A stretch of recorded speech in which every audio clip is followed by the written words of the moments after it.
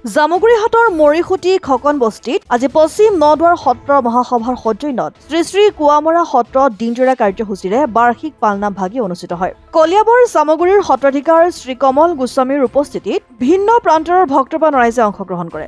উল্লেখ্য যে সকলোৰে মংগলাৰ্থে প্ৰতি বছৰেই অনুষ্ঠিত কৰি অহা এই অনুষ্ঠান ভাগ দুটা সংহতিক্ৰমে পুৰুষ সংহতি আৰু কাল সংহতি অনুযায়ী অনুষ্ঠিত কৰি আহিছে। সেয়ে পুৰুষ সংহতিত পালনাম আৰু কাল সংহতিত নামসেৱা অনুষ্ঠিত কৰা হয়। এবাৰ পুৰুষ সংহতি হোৱাত 22 সংখ্যক পালনাম ভাগ অনুষ্ঠিত কৰিছে উদ্যোক্তাসকলে। 2003 চনতে প্ৰথম শ্ৰী শ্ৰী টেঙাবৰীয়া সত্ৰত আৰম্ভ হোৱা এই পালনাম ভাগ একাধিক্ৰমে অনুষ্ঠিত কৰি আহিছিল যদিও কৰোনা মহামাৰীৰ সময়ত কিছু ব্যাঘাত জন্মিছিল যদিও পুনৰ পৰিৱেশ সুস্থিৰ হোৱাৰ পিছত এইদৰে বছৰি অনুষ্ঠিত কৰি অহা হৈছে। আজি পশ্চিম নদুৱাৰ আঞ্চলিক সত্ৰ মহাসভাৰ বাৰ্ষিক কিমান 23তম বাৰ্ষিক পালনাম। সেই উপলক্ষে অসমৰ বিভিন্ন সত্ৰৰ পৰা সত্ৰাধিকাৰ আমন্ত্ৰণ কৰি আনি সেই পালনাম ভাগ পৰিচালনা কৰিবৰ কাৰণে আমি মানস কৰিছোঁ। এই পালনাম ভাগ মহাপুৰুষ গুৰুজনে বেলগুৰিত প্ৰথম পালনাম ভাগ পাতিছিল।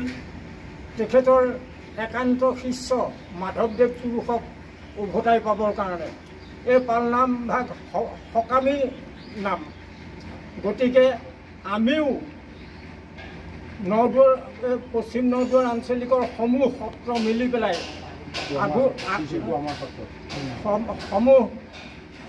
মিলি পেলাই আগন্তুক বছৰটো গ্ৰহদোষ কালদোষ দৈৱদোষৰ পৰা নিবৰ্তমান হৈ প্ৰত্যেকৰে মনৰ সৎবাঞ্ছা পূৰ্ণ হ'বৰ কাৰণে আমি এই অনুষ্ঠান ভাগ শ্ৰী শ্ৰী কুৱামৰা সত্ৰত অনুষ্ঠিত কৰিবলৈ ওলাইছোঁ।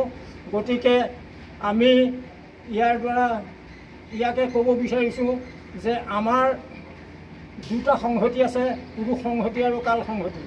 এবছৰ আমি পুৰুষ সংহতিৰ হিচাপত আমি পালনাম পাতোঁ আৰু দ্বিতীয়বাৰ কাল সংহতিৰ হেৰিয়াত আমি নামসেৱা পাতোঁ। তেনেকৈয়ে 2003 চনৰ পৰা আমি একেৰাহে এই পালনাম ভাগ অনুষ্ঠিত কৰি আহিছোঁ। 2003 চনত প্ৰথম শ্ৰী শ্ৰী টেঙাবৰীয়া সত্ৰত প্ৰথম পালনাম ভাগ অনুষ্ঠিত কৰা হৈছিল। তেতিয়াৰ পৰা একাধিক্ৰমে আমি এই পালনাম ভাগ পাতি আহিছোঁ। কিন্তু 2019 চনত কৰোনা মহামাৰীৰ কাৰণে সেই পালনাম ভাগ পাতিব পৰা নহ'ল আৰু সত্ৰই বন্তি জ্বলাই কেৱল নিয়মটোহে কৰি থোৱা হ'ল।